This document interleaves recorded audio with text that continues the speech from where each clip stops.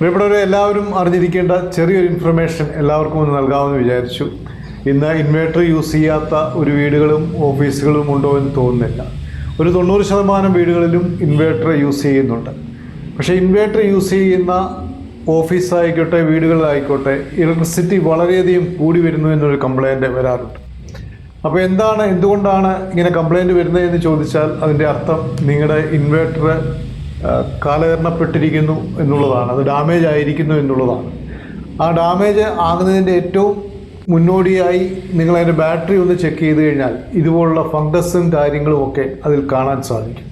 അതിൻ്റെ അർത്ഥം ആ ബാറ്ററി ഡാമേജ് ആയി എന്നുള്ളതാണ്. വീണ്ടും കഴിവതും ആ ബാറ്ററി യൂസ് ചെയ്യാതിരിക്കുക. അതിൻ്റെ അകത്ത് പ്രോപ്പറായ സമയങ്ങളിൽ വെള്ളം ഒഴിക്കുവാൻ ശ്രമിക്കുക. അതിൻ്റെ നീഡിൽ പൊങ്ങി നിൽക്കുന്നുണ്ടോ എന്ന് ശ്രമിച്ച് ചെക്ക് ചെയ്ത് നോക്കുക.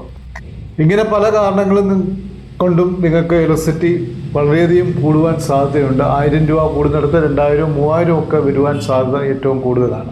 അതുകൊണ്ട് നിങ്ങളുടെ ഇൻവേർട്ടർ എല്ലാ സമയങ്ങളും അതിന് വേണ്ട സർവീസ് ചെയ്യാൻ ശ്രമിക്കുക. പ്രത്യേകിച്ച് ബാറ്ററിയിൽ വരുന്ന ഫംഗസുകൾ സർവീസ് ചെയ്തുകൊണ്ട് വലിയ പ്രയോജനങ്ങളൊന്നുമില്ല. പലരും ചൂടുവെള്ളം ഒഴിക്കും, അല്ലെങ്കിൽ കുറച്ച് ഗ്രീസൊക്കെ പറ്റുന്നവരുണ്ട്. അതുകൊണ്ടൊന്നും ഒരു പ്രയോജനമില്ല. അത് ഫംഗസ് തന്നെയാണ്. അത് കഴിവതും ആ ബാറ്ററി റീപ്ലേസ് ചെയ്യുക എന്നുള്ളത് മാത്രമേ ഉള്ളൂ. അതുകൊണ്ട് ചെറിയൊരു ഇൻഫർമേഷനാണ്, എല്ലാവർക്കും മനസ്സിലായി കാണുമെന്ന് വിചാരിക്കുന്നു. ഇലക്ട്രിസിറ്റി കൂടാതിരിക്കുവാൻ, ഇൻവേർട്ടർ യൂസ് ചെയ്യുന്നവർ ഇലക്ട്രിസിറ്റി കൂടാതിരിക്കുവാൻ ചെയ്യുന്ന ഏറ്റവും അഡ്വാൻറ്റേജ് ഒരു കാര്യമെന്ന് പറയുന്നത് നിങ്ങളുടെ ബാറ്ററി പ്രോപ്പറായി ചെക്ക് ചെയ്യുക എന്നുള്ളത് മാത്രമാണ്. എല്ലാവരും ഒന്ന് പരീക്ഷിച്ച് നോക്കുക. Thank you.